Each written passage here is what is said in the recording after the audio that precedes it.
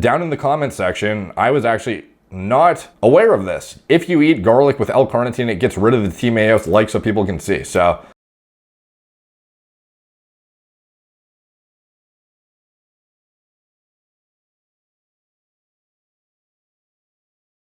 what's up guys, Derek, moreplaysmarteats.com. Today we're going to be talking about carnitine again, and androgen receptor density. If you recall in the video called "This is what determines how much muscle you grow and your testosterone levels mean nothing!" Exclamation mark, question mark.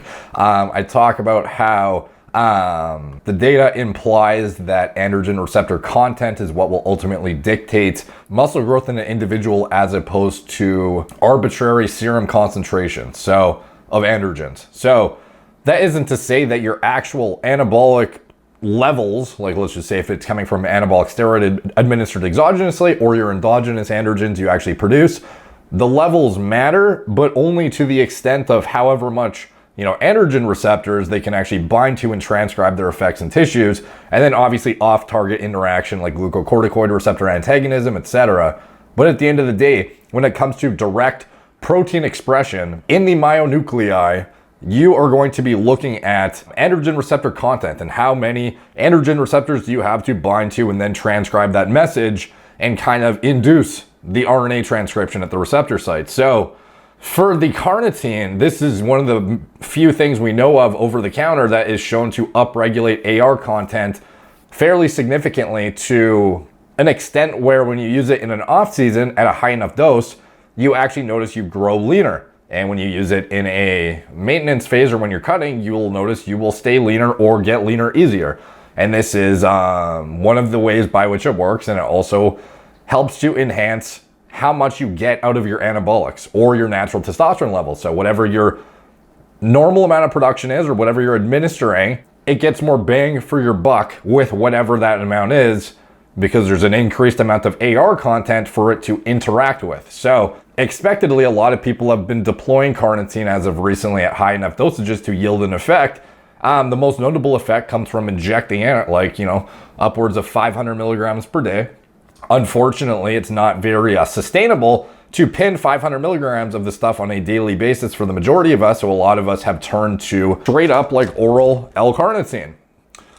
Now, I've elaborated many times on how this is not an ideal method of administration though, because you actually get, well, first of all, the bioavailability is very poor orally. So you only get like 10 to 15% of it. So in order to yield the same effect from oral versus in intramuscular injection, you need to be taking literally like over 4 grams of this stuff. Like I take 4,500 milligrams a day and I should be injecting it, but instead I'm using oral simply for convenience, because I don't like pinning a big shot every day. Like it'd be one thing if it was like like fucking a quarter of a milliliter with an insulin pen or something.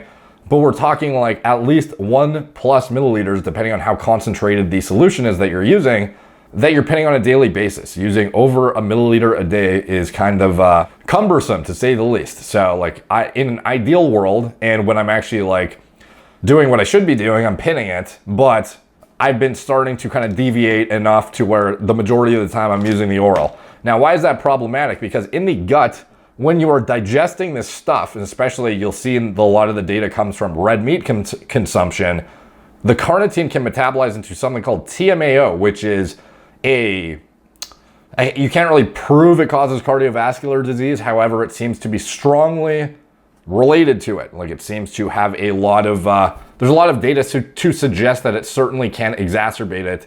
And obviously that's not something you want when you could otherwise inject it and bypass that conversion to TMAO entirely. So, this is where people have started to discuss the possibility of either, a sublingual solution or something. And this is something I was already looking into for Gorilla Mind to see if that's something we could do. But in addition to that, what can you do with the oral compound itself to kind of attenuate the potential risk?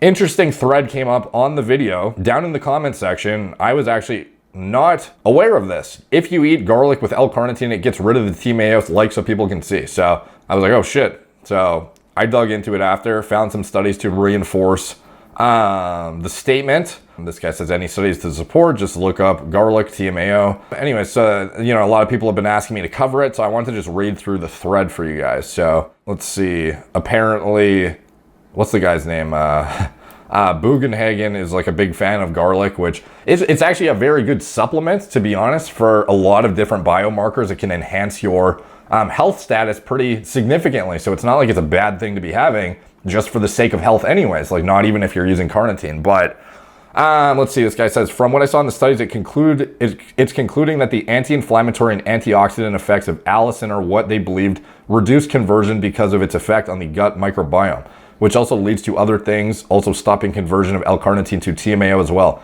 Not just freshly chopped / crushed garlic, cold pressed extra virgin oil, grapeseed oil, and some balsamic vinegars have also been suggestions made from Wu et al.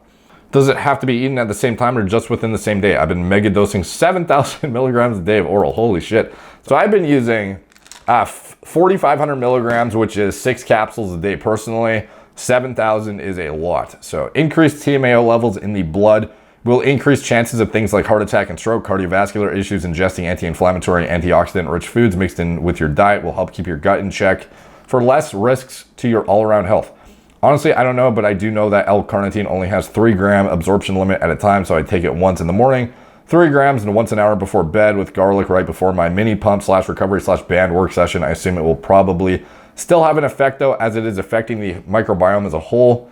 Let's see what else is in here. Can someone dumb this down for me and explain it as if I am 5 years old? Thanks.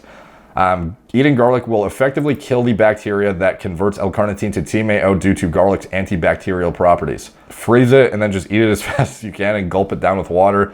Also gives you an insane pump due to nitric oxide, literally feeling like you have fire running through your veins in a good way.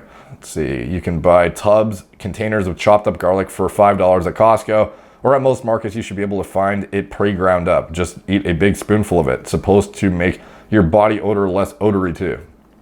Got an insane mind pump from this comment. Let's see, you don't benefit nearly as much from cooked garlic as opposed to raw garlic. Raw garlic, specifically the compounds DADS, DATS, allicin, SAC, and I don't know how to say this, adjoine, are godlike. Does anyone know if you should take the garlic capsule containing allicin at the same time as the L-Carnitine, or do you take it like before or after? Let's see.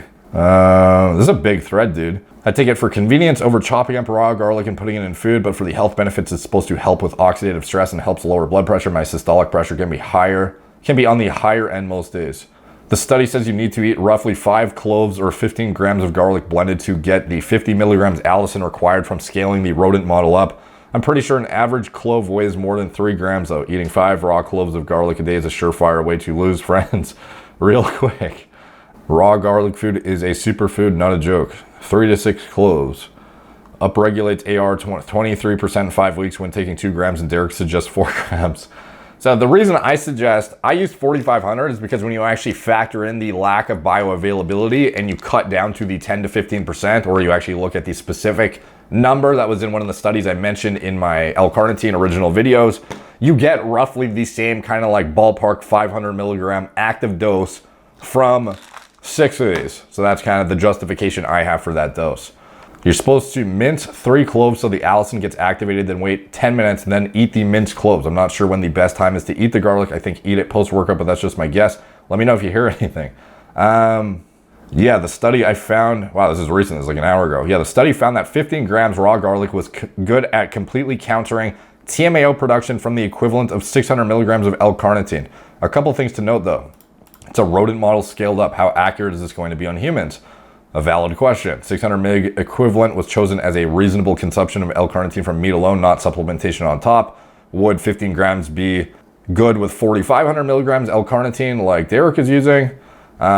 Study didn't find the minimum effective dose, so 15 grams might be more than is needed for 6,000 milligrams L-Carnitine. Basically, more research is needed. Personally, wouldn't start using a ton of oral L-Carnitine with the belief that garlic is going to make it perfectly safe. Up to you though. If you're already taking L-Carnitine, it wouldn't hurt to add garlic. Hope this helps. Okay, so my conclusion basically on this is we have no idea what the dose equivalent would be of garlic to kind of completely annihilate all whatever TMAO conversion there is. So, like for me, I'm taking the carnitine anyways. So, and garlic, to be honest, has been on my to-do list to add to my supplementation. So this might be just something that is another, little push for me to get the garlic supplementation in there. Like, I've seen enough data to reinforce its promise in a health context, irregardless of what it does to TMAO conversion. So, for me, I would you're probably good with just adding it in anyways, even if you're not, using carnitine. So if you're using carnitine, it at least gives you some peace of mind that you're attenuating some of the potential risk of using this. Now, obviously the ideal scenario would just be to inject it, but the 99% of us aren't going to do that, to be honest. So that would be my conclusion on that. Like, obviously the risk is kind of up to you, and how much risk is there? Potentially none. Like, we don't know for sure. So for me, I would think the best thing to do would just be to implement some garlic supplementation into your everyday protocol. And then, because it's for health, it's obviously good for many different things. There's tons of data to reinforce its efficacy on improving biomarkers. And then the side fringe benefit is it potentially attenuates some of the potential risk of this compound here. So that's enough motivation for me to look at it seriously, and I'll probably be adding it into my supplement regimen pretty soon here. So anyways, I wanted to bring that to your guys' attention just in case you were looking for a way to make oral L-Carnitine potentially a more viable long-term solution with maybe less risk. We will see in the future, but that is the extrapolated version of some rodent data that we've all kind of come to reasonable conclusion that it may have some therapeutic promise in terms of improving the safety profile of this stuff.